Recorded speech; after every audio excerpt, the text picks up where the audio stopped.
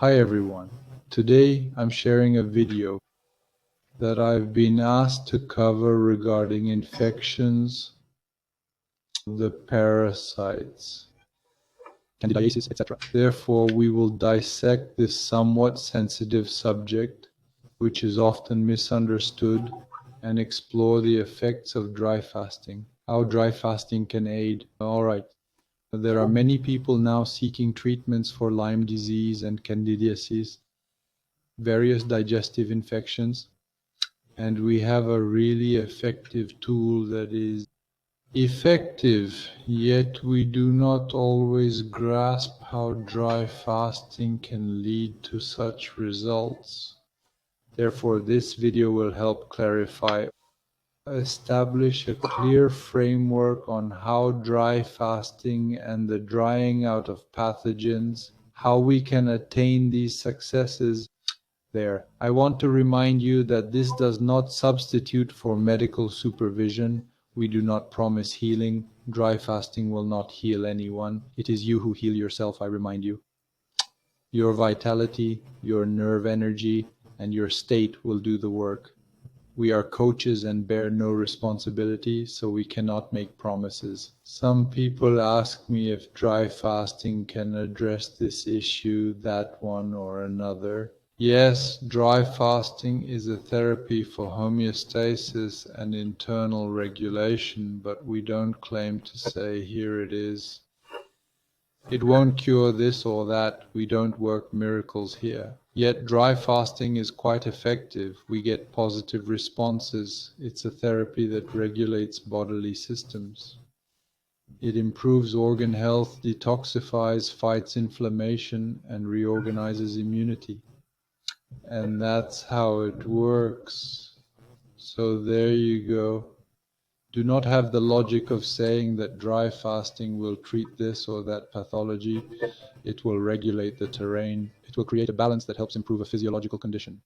But it is not a miracle therapy. There are pathologies. It's multi-complex. With dry fasting, we don't target specific conditions. We aim to restore balance, which will inevitably improve pathologies, which means we don't have a crystal ball. We cannot promise anything to anyone, so we need to be very clear about this. It's important to be very clear on this.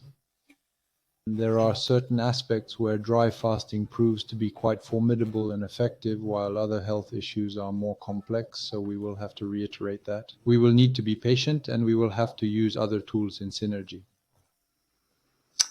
So here we go. Let's dive a little into the heart of the matter. Water is life. The body is made of it. 80% of water, 80% of the body is made up of water. Everything, living organism without exception, depends on water, including human cells, bacteria, fungi, including the candidate, parasites, and pathogens, whether they are inside or outside cells, it doesn't matter. Water is not available for metabolism or cell division, biofilm formation, and toxin transport. I'm not forgetting anything. Dry fasting introduces a unique situation, a decrease in available water in the tissues while maintaining vital functions thanks to the metabolic water we will create. I remind you that we are never dehydrated. We always have this fat oxidation occurring which will hydrate the tissues, the organs, and so on. Thus, when fasting with water, there are no calories, yet water is still accessible, keeping the tissues hydrated. During dry fasting, there are no calories, no water intake, extracellular liquids diminish, altering the environment. The internal environment stops concentrating. We dry out, causing osmotic stress. It is important to understand that many pathogens develop in humid environments, which makes sense, rich in nutrients. Mildly stressful. Dry fasting deeply modifies this environment by drying it out, complicating pathogen attachment, the draw of pathogens. be they viruses, bacteria, or parasites. Thus we can pose a question: will we kill the pathogens? Does dry fasting inherently kill the pathogens? It is essential to be precise. We cannot say that. We cannot assert that dry fasting will directly kill parasites like a chemical antibiotic would, or plants. We have antiparasitics that we use in consultations which also work, and we should all do that, by the way. But dry fasting does not have the role of functioning like a chemical agent. It doesn't operate in the same manner. What is dry fasting going to accomplish? It will strongly reduce the growth by drying. It will mainly weaken those well-known biofilms. Every bacterium and parasite has biofilms. It creates a protective shell so that these bacteria cannot destroy themselves. So the parasidosis, the dry fasting, will make these biofilms fragile, breaking those famous biofilms. That's why we have great feedback on Lyme disease. I remind you that dry fasting is very effective in general for chronic infections, even for those with very old Lyme disease. It works exceptionally well and is non-invasive. We do not take antibiotics either. Natural ones that would irritate the mucous membranes, which would be very disruptive to the microbiome by providing plants, essential oils, etc. Dry fasting is still gentler and really works on regulating the terrain. Dry fasting restricts access to water and glucose, thereby exposing pathogens to the immune system. We truly experience an immune boost, and immunity will be able to help manage pathogens that are present if we act upon better immunity through dry fasting that will return after the fast. We have an effect indirectly affecting pathogens as our immunity improves. Thus, pathogens are weakened, disorganized, and become susceptible to the stronger immunity that can more effectively attack these pathogens. So we don't directly compare the pathogen, we modify the conditions of the environment and survival. So this is where we step in regarding these famous Th1, Th2, Th7T. These are the immunity markers that can be measured through blood tests. At the Th1 level, we have a Th1 that is primarily a defense marker against viruses and intracellular pathogens. Th2 is more about defenses against parasites involved in allergies. Th17 is found in defense against fungi, but also significantly in chronic inflammation. In many autoimmune pathologies, we exceed. This means too much inflammation, a poorly targeted attack, and a loss of immune tolerance. So the issue isn't about having too strong an immunity, but one that can't establish itself. We can also mention T regulatory cells that can intervene, measured in a biological evaluation. You have that, which can be assessed through a biological allergy test. So dry fasting will lessen the underlying inflammation, calming the excessive signals on these types of Th1, Th2, and Th17 lymphocytes, and then allow us a more harmonious, coherent immune reorganization, we can call it that. So how do we get parasites, you might say, like candidiasis, infections, etc.? How does this happen? How do we catch them? Pathogens like candidiasis, we see a lot of that, parasites. It's true that everyone should pay attention to this, to treatment. Indeed, dry fasting responds to all of this. If we undergo one treatment a year with dry fasting, we have an interesting prevention against all these pathogens. So how do we catch them? First, through food, raw vegetables, maybe undercooked meats, raw fish, which is why I'm not a big fan of eating too much sushi, things like that. Raw fish isn't the best. All that remains uncooked People who eat a lot of raw food can catch some nasty stuff in it. Be wary. We might drink water that isn't safe, possibly contaminated, and so on. Things can occur. Naturally, animals can enter. What else is there? When I travel internationally, I am often abroad as well. In slightly warmer countries, we often find food that may not always be of the best quality. We can become susceptible to candidiasis and similar issues after antibiotics. A shift in the microbiome leaves us vulnerable, so we have things that can spread and grow negatively, like candidiasis following chemical antibiotic use. Long-term stress can also lead to pathogens. Our immunity drops and pathogens can come back. Inflammation may rise again. During an immune weakening, you experience repeated flus, etc. All of this is a sign that you have people coughing all the time. This indicates a chronic infection that hasn't been properly managed. So we see this. There aren't necessarily any symptoms. We can't really notice it.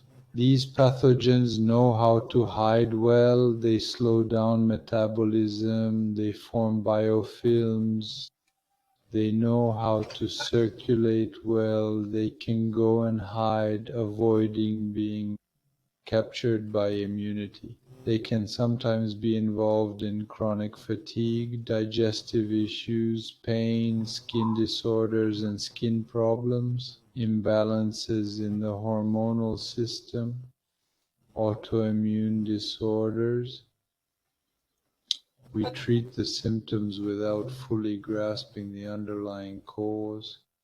Why should dry fasting be considered a maintenance practice for every human being?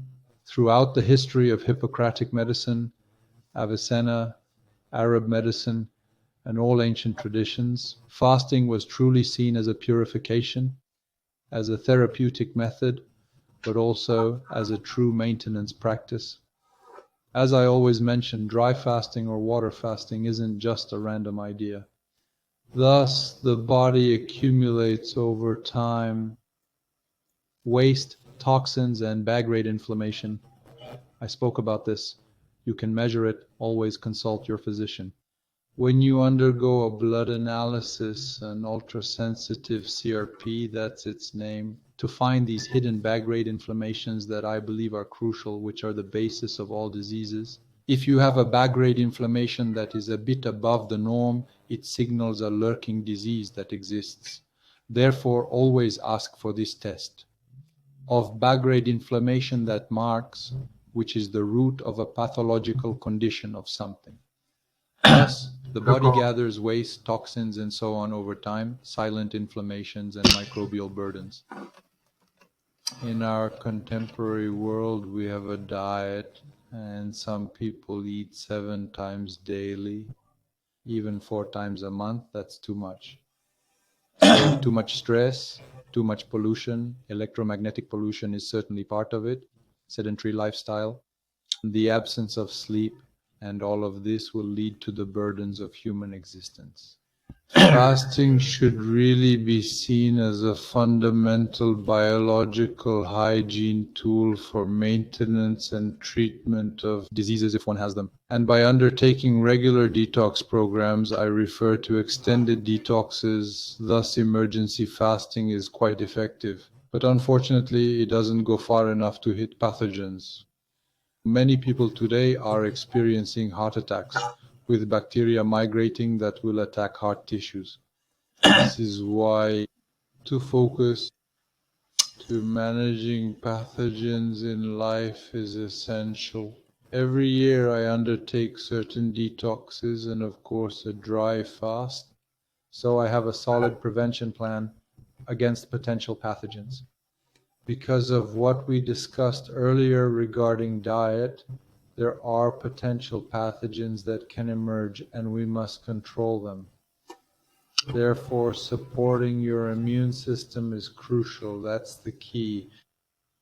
The goal is not to destroy everything with a pressure washer, to combine with large doses of essential oil, plants in depth, as we see some people give, to try to eradicate pathogens. You really have to take it gently. The goal is to achieve a balance. Moreover, it is crucial for people attending dry fasting retreats to be able to utilize something as a preventive measure to support the uterine system and to alkalize, to provide micronutrients. And this is where we step in with the product that I really like, which is the resin from the fir tree from Siberia, which is very effective, which has a truly immunomodulating action, which acts on the microbiota, so it will create harmony at the bacterial level. We will boost, it's a black paste, so it's drunk like coffee,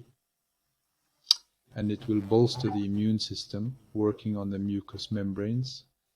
It will rectify intestinal permeability, and we do not harm the microbiota. It is a gentle thing that lowers a pathogenic load, but softly. See, it has a bitter taste. Anything bitter is good for the liver and intestines. We can also offer targeted medicinal mushrooms. Just to note, we can give mushrooms that are tailored to the person and their issues. I work with roughly 15 types of mushrooms that can be aimed at regulating those well-known Th1, Th2, Th17 to support immunity, to decrease inflammation, to focus on the intestines too. There are mushrooms that are very specific for the intestines and microbiota regulation, which will also create a kind of immunomodulation. So it's good to combine phytotherapy, mushrooms, and nutritional supplements. We balance all of it. I authored a book. It contains information. Not everything is there, but there is still a lot of information which you can find in the book. Thus, immunomodulation is crucial. If you overstimulate by providing things that overly enhance immunity, that is not the objective. Overblocking is not the objective either. What is required is to genuinely promote regulation. So why does dry fasting help with candidiasis? People come in with it, but remember, a treatment doesn't always succeed. It takes a minimum of 2, possibly 3 spaced treatments to work on candidiasis effectively. The fungus enjoys sugar, humidity, and biofilms. That's why water fasting doesn't help with candidiasis. You provide it with good nourishment. If you give a high carbohydrate diet with candidiasis, you will greatly promote the growth of the candidiasis fungi.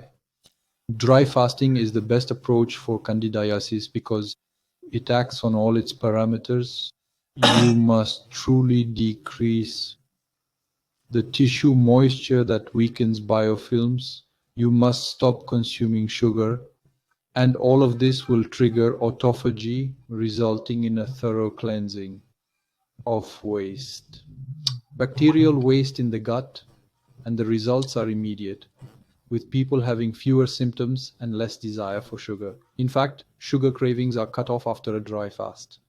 It's truly a good foundation, a great springboard to rid oneself of these carbohydrate and sugar addictions. Begin a dry fast, reset your system, then start again with a low-carb diet that is less rich, or high-quality carbohydrates that do not spike blood sugar, which won't elevate glycemia. I find myself somewhat in the middle. I am a proponent of the ketogenic diet. If a person can stick to it, if it's possible for them, if not, we do low carb. And if it's too hard, we reintroduce carbohydrates, but smart carbohydrates. These include gluten-free grains, possibly fruits, maybe dark chocolate, intelligent carbs like those. If we exercise, we can function very well with carbohydrates, but they must be unprocessed, high-quality ones. In my view, all options are valid. This way, we avoid being dogmatic. I don't force the keto diet on anyone. We must feel good with a dietary system. We shouldn't feel compelled to stick to a diet, not at all. If there are digestive issues, it's obvious. Introducing carbs won't work as well. Thus, to manage a digestive issue like SIBO with bacterial and fungal overgrowth, etc., we must allow the intestine to rest. It's advisable to limit carbohydrates for a bit, pause from them, and right away symptoms start to get better. For yeast infections, multiple courses are required. One treatment won't do the trick. Regarding Lyme disease, we have many individuals presenting with Lyme and its co-infections, such as Babesia and Bartonella, etc., Coxsackie virus, Mycoplasma. There are all sorts of. We never have just Lyme alone. There's no typical bureaucratophoria, Lyme disease. It's always a mix of different infections that come together. And it's crucial to maintain this comprehensive perspective of synergy. We must consistently focus on the intestine and the immune system. That's why we have measuring devices. We can see where there are imbalances. Without them, we are a bit lost. And there you go. Therefore, having measuring devices is beneficial, be it bioresonance, GDV camera, BioWell, etc., to assess our status. Here it is. So Lyme disease and co-infections are often very cellular. There are those famous biofilms that protect them and make them inaccessible. That's why the dry fasting acidosis crises will remove that. It will slow the metabolism of these germs. Thus, dry fasting will diminish its defenses, improve immune monitoring, lessen inflammation, and encourage thorough detoxification. And then, these are not guarantees, but it is genuinely an improvement that can be seen, which is progressive. We must really proceed step by step. And then I return to my sugar. Some think that we should provide carbohydrates, including our Russian friends, but not just them. Many in the fasting community claim that carbohydrates are crucial to provide food for the brain. To me, this is not ideal at all. We need to keep some acidosis going and reintroduce ketogenic foods after dry fasting. Therefore, the pathogens are weakened.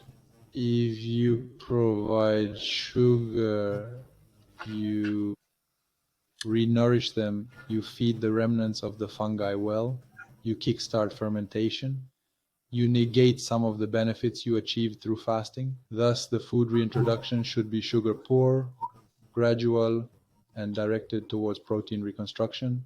Rather, low molecular weight proteins should come out of the dry fast, and we gradually rise with increasingly higher molecular weight proteins, rich in molecular weight.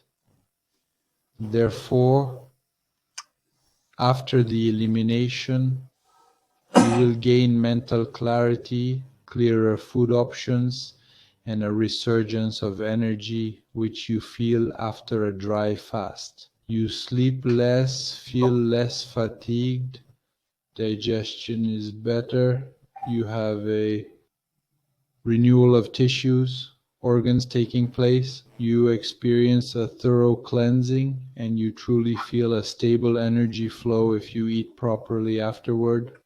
For many months, you have this energy returning. That's why I do a dry fast each year, to have regularly stable energy. After that, we can do two, it's possible, but we need to consider the individual. Everything is individualized in dry fasting. You can't do a one-size-fits-all approach. A one-size-fits-all protocol simply doesn't work. Everything needs to be customized according to the individual's needs, their functioning, and their metabolism. Following a dry fasting cure, detox systems are significantly enhanced, and the body ceases its constant struggle. Finally, you can reconstruct and be in recovery mode. It works, it's effective. Dry fasting is not a trend, not a belief, and not an easy solution. It's a familiar tool from our ancestors, ingrained in our biology and genetic code. Thus, we should utilize it. We must experience periods of rest. It will impact the terrain and its system, reducing inflammation, whether mild or severe. It will decrease it. It will target pathogens by drying them out, drying the terrain, making their attachment much more complicated. Thus, we will eliminate them this way. Dry fasting is not an anti-destruction weapon like an antibiotic, but it works. Regarding the restoration of the land to indirectly eliminate these pathogens, and it works exceptionally well. Sometimes a treatment, I repeat, is not enough. One must maintain a distance between treatments. We can't do dry fasts too close together. We have to know what we're doing. And as the ancients knew from sacred texts, when we take away what stops the body from working, the body knows what to do next. We simply have to give it peace, and we know the body can handle what it needs to do if we let it have time to make internal changes. That's it for today. See you next time for another video. Bye.